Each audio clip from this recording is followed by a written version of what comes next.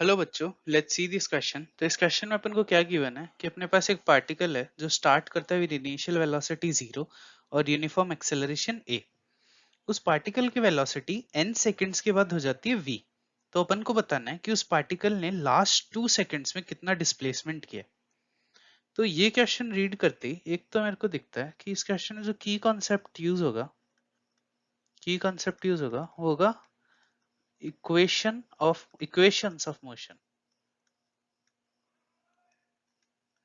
अब एक बार अपन इस क्वेश्चन को डायग्राम की हेल्प से समझ लेते हैं। तो मान लो एक पॉइंट ए है, यहाँ से पार्टिकल स्टार्ट हो रहा है विद इनिशियल वेलोसिटी 0 और पार्टिकल जाता है बी पॉइंट तक।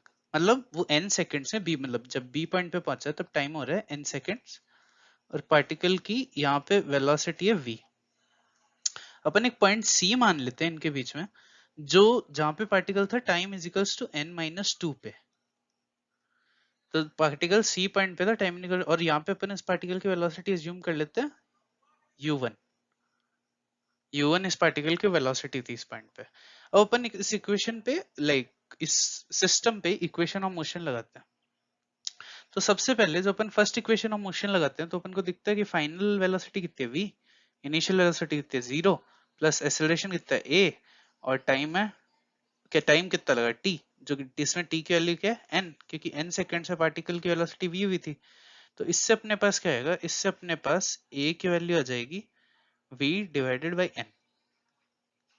ये अपने को आगे काम आएगी क्योंकि अपन ऑप्शंस में देख पा रहे हैं कि ए नहीं है, मतलब ए को उसने वी और एन की टर्म्स में लिखा है। अब अपन सी पॉइंट पे वेलोसिटी निकाल लेते हैं पार्टिकल की। तो सी पॉइंट पे पार्टिकल की वेलोसिटी कितनी होगी, अपन वही फिर से फर्स्ट इक्वेशन ऑफ मोशन लगाएंगे ए से सी तक।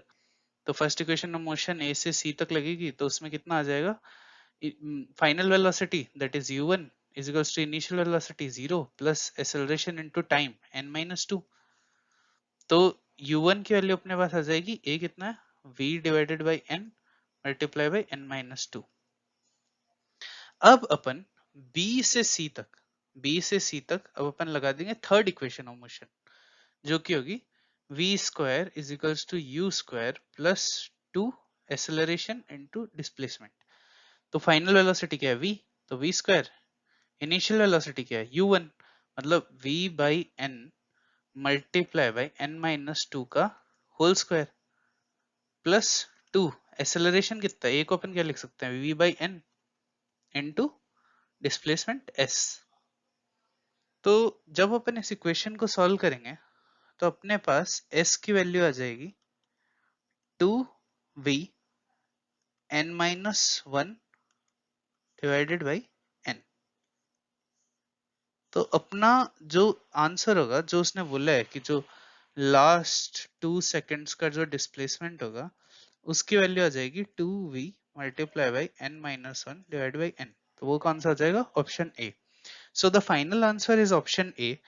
Hope you understand it well, best of luck.